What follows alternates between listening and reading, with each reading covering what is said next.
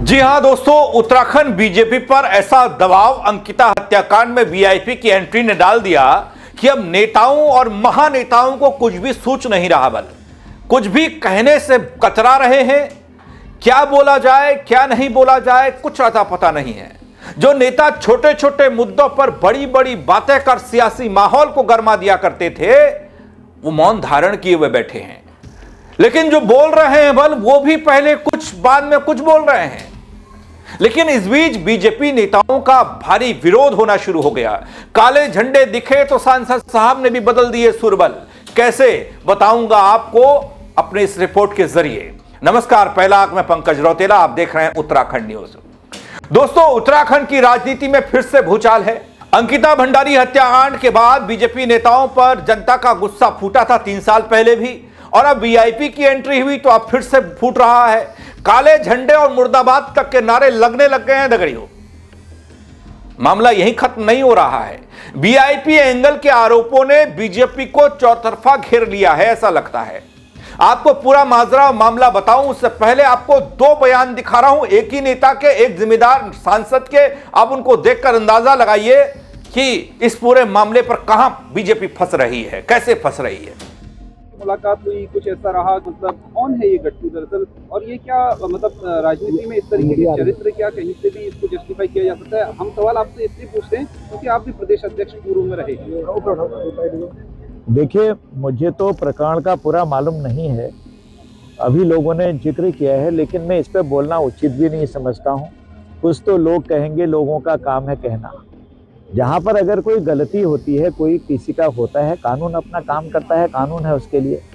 तो पॉलिटिकल वार करना, ये करना मैं न तो करता हूँ किसी पर, न मैं इसको अच्छा मानता हूँ। जहाँ पर जो बात है, सब चीजें होती रहती हैं। मुझे इस मामले की जानकारी पूरी तरह से नहीं है। अंकिता भंडारी की माताजी का कहना है कि जब आगे भी बढ़ेंगे, बाद में दुनिया को झुकना पड़ा, तो ये और भी कई चीजें हैं। सुशासन कैसा होता है, जो सत्ता में बैठे लोग हैं उनका व्यवहार, चरित्र, व्यक्तित्व कैसा होना चाहिए। बेईमानी से भरी हुई सरकारें आई थी पहले, सब जानते हैं आप। अटल जी ने एक नया आयाम दिया। आज जितनी सड़कें देख रहे हैं आप, PMGSY, NH, NHAI, ये सब ये अटल जी की देन है। आज स्वर्णिम चतुर्भुज कहाँ से कहाँ पहुँचा दिया। ऐसा लगता है कि मक्खन की तरह से आज इतनी हमारी अच्छी सड़कें बनी हुई हैं चारों तरफ, और इस तरह से गाड़ियां दौड़ती हैं। जहां मैंने एक छोटा उदाहरण बताता हूं कि खटीमा से रुद्रपुर ऑफिस में आने के लिए जहां 4 घंटे लगते थे, वहां आज 1 घंटा, 1.25 घंटे में हम पहुंच रहे हैं। इसी तरह से आज हम नजीबाबाद कितनी जल्दी पहुंच जाते हैं यहाँ से। अभी हम एक हरिद्वार के लिए ग्रीन फील्ड सड़क बना रहे हैं, भी रहे। मेरे कुछ मित्रों को पता नहीं है, जो आप अंकिता भंडारी मेरी बेटी है, वो हमारी उत्तराखंड की बेटी है। जिसने भी उसके साथ दुर्व्यवहार किया वो बख्शा नहीं जाना चाहिए। हम साफ बोल रहे हैं, हमारे सभी लोग कह रहे हैं। उसमें लोग जेल में हैं इस समय। जिन लोगों पर डायरेक्ट मुकदमे हुए थे वो जेल के अंदर हैं। दोस्तों, ये तब है जहां बीजेपी के बड़े नेता इस मामले में बोलने से बच रहे हैं। तमाम मंत्रियों की चुप्पी ने कई सवाल खड़े किए हैं। कोई सांसद भी इस मामले में कुछ नहीं बोल रहा। बल 5, 3, 8 सांसद, अजय भट्ट तो बीजेपी के अध्यक्ष हैं, वो तो बोल ही रहे हैं। कहां किधर ले जा रहे हैं इस पूरे मामले को, आप देख ही रहे हैं। अब हाल में बीजेपी के नैनीताल से सांसद अजय भट्ट साहब ने पत्रकारों के सामने जब आए तो पत्रकारों ने पूछ लिया, अंकिता मामले में क्या है आपकी राय, वीआईपी वाला मसला क्या है, वीआईपी कौन है। इस पर जवाब क्या आया आपने देखा होगा।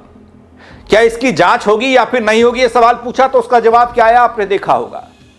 तो उन्होंने बड़ी ही आसानी से मामले से अनजान अपने आप को बताकर किनारा किया।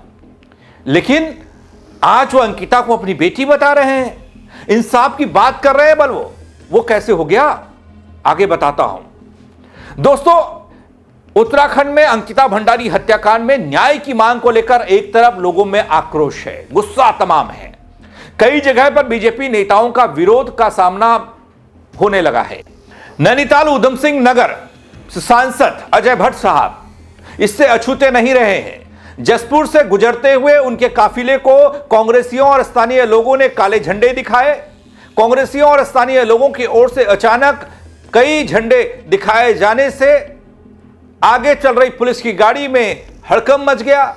आनन फानन में पुलिसकर्मियों ने नीचे उतरकर सांसद भट्ट की गाड़ी को आगे बढ़ाया, लेकिन तब तक अंकिता भंडारी हत्याकांड में न्याय की मांग को लेकर काले झंडे दिखाने वाले अपना काम कर चुके थे।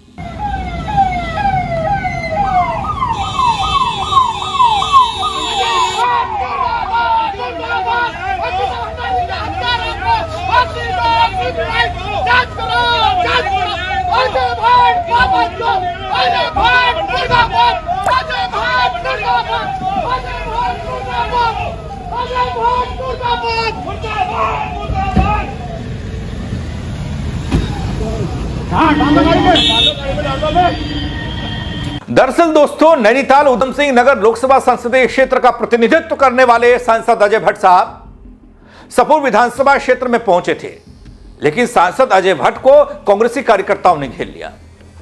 जसपुर के सुभाष चौक पर काले झंडे दिखाए, जमकर नारेबाजी हुई। इस दौरान सांसद की सुरक्षा के साथ ही पुलिस प्रशासन की सुरक्षा व्यवस्था पर भी सवालिया निशान नजर आया।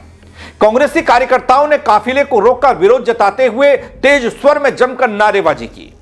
अंकिता भंडारी के हत्यारों को फांसी देने की मांग की।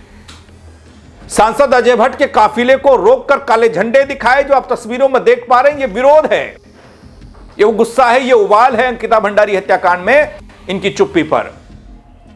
हालांकि बाद में जसपुर के कोतवाली पुलिस थाना कार्रवाई करती नजर आई। 3 कांग्रेसी नेताओं को अपने हिरासत में भी लिया। बल कांग्रेसी नेताओं का कहना ये अंकिता भंडारी हत्याकांड के आरोपियों को सजा दिलाए जाने की मांग को लेकर यह प्रदर्शन किया गया। जिस तरह से उर्मिला सनावर की ओर से बीजेपी नेताओं की हकीकत सामने आ रही है, आज पूरे मामले में सीबीआई जांच और निष्पक्ष जांच कर दोषियों के खिलाफ कड़ी कार्रवाई की मांग को लेकर काले झंडे दिखाए गए।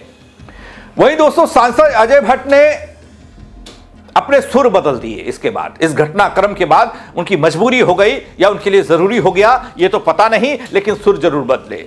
जो आरोपी हैं वो जेल में सजा काट रहे हैं। अगर किसी के पास सबूत हो तो उसे सोशल मीडिया के जरिए सामने लाने की बजाय कोर्ट में दिखाएं, ऐसा कुछ कहते नजर आए अजय भट्ट साहब। दोस्तों, जैसे जैसे अंकिता भंडारी हत्याकांड में वीआईपी एंगल का मामला गर्माता जा रहा है, राजनीतिक दबाव, जनता का गुस्सा लगातार बढ़ता जा रहा है। अब सबकी निगाहें इस पर हैं कि बीजेपी इस विवाद से कैसे निपटेगी और क्या जांच के बाद सच सामने आएगा या मामला सियासी बयानबाजी तक ही सीमित रहेगा। लेकिन मौजूदा वक्त में हालत खराब कर दी कांग्रेस और स्थानीय लोगों ने बीजेपी के नेताओं की। अब चुनाव भी आ गए हैं, ऐसे में अंकिता मामले में वीआईपी की एंट्री पर घिरती ये बीजेपी के ये नेता आपके बीच में कौन सा मुंह लेकर जाएंगे। बल तब पूछिएगा आप भी इनसे कि पहले आप उस वाले मसले पर बताइए आपने क्या किया और उसमें क्या हुआ, और उसके बाद जाकर आगे की कार्रवाई होगी, यानी कि वोट पड़ेगा। आगे की जनता ने मन बना लिया है। लेकिन दोस्तों, क्या होना चाहिए, क्या करना चाहिए, आपकी राय सर्वोपरि है, सबसे ऊपर है। आप भी कमेंट के जरिए अपनी बात को रखिएगा और खबर को शेयर करिएगा ताकि और लोग भी देख पाए, वो अपनी राय दे पाए। मेरे साथ जुड़ने के लिए आप सबका बहुत शुक्रिया। जय उत्तराखंड गढ़ी।